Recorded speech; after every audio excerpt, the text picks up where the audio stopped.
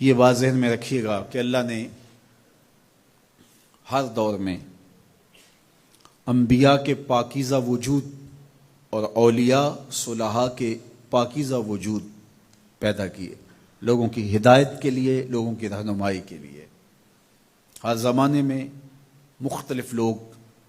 اللہ کے برگزیدہ بندے، اس کے مقرب بندے، اس کے قرب سے فیضیاب ہو کے مخلوق کو فائدہ پہنچاتے رہے۔ ایسا بھی ہوتا ہے کہ ایک چیز جس کی مارکیٹ میں ڈیمانڈ ہو تو اس کا 2 نمبر بھی دستیاب ہو جاتا ہے، تو اس کا یہ مطلب نہیں ہے کہ حقیقت کا انکار کر دیا جائے۔ آج لوگ بہت دھڑلے کے ساتھ ولایت کا، اولیاء کا انکار کر دیتے ہیں، اور اس کی مثال ان لوگوں پہ انگلی رکھتے ہیں جنہوں نے دکانیں کھولی ہیں اور طریقت کے نام پر دھبا ہیں اور داغ ہیں، مکر و فریب اور دجل و تلبیسات کے پلندے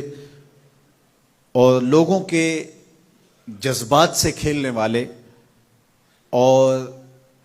لوگوں کے عقیدتوں کو سمیٹ کر کے اس کا دھندا کرنے والے لوگ اگرچہ موجود ہیں اور ہر دور میں موجود رہے ہیں، تو اس کا یہ مطلب نہیں ہے کہ حقیقت مفقود ہے۔ اگر کوئی جھوٹا مدعی نبوت ہو اور مختلف ادوار میں ہوئے بھی، تو کیا نبوت کی حقیقت کا انکار کر دیا جائے گا؟ تو جب جھوٹے مدعیان نبوت کی وجہ سے نبوت کی حقیقت کا انکار نہیں ہو سکتا، تو جھوٹے مدعیان ولایت کی وجہ سے ولایت کا بھی انکار نہیں ہو سکتا۔ لیکن چونکہ انبیاء علیہ السلام کا پاکیزہ وجود مختلف ادوار میں لوگوں کی ہدایت کا ذریعہ اور سرچشمہ اور سبب رہا، اور مختلف ادوار میں انبیاء علیہ السلام آتے رہے تا آنکہ میرے اور آپ کے آقا و مولا حضور ختم المرتبہ تشریف لائے۔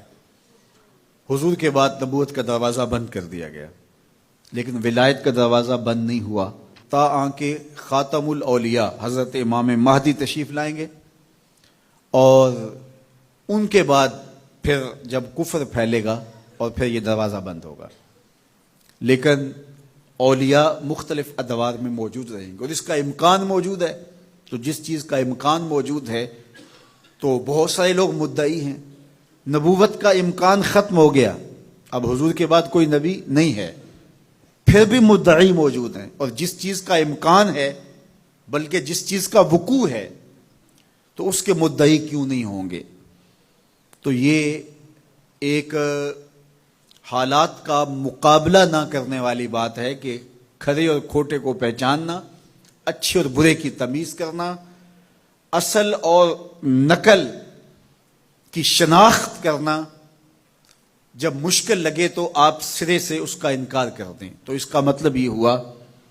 کہ ہم اپنے لیے ان پاکیزہ لوگوں کی ضرورت محسوس نہیں کرتے، ورنہ ہم کیسے انکار کریں گے؟ اگر ہمارے بدن کو ادویات کی ضرورت ہو، ایسی بیماریاں لاحق ہو جائیں اور مارکیٹ سے 2 نمبر ادویات بھی موجود ہوں اور 1 نمبر ادویات بھی ملتی ہوں، تو ہم تلاش کر کے 1 نمبر تک پہنچنے کی کوشش کرتے ہیں۔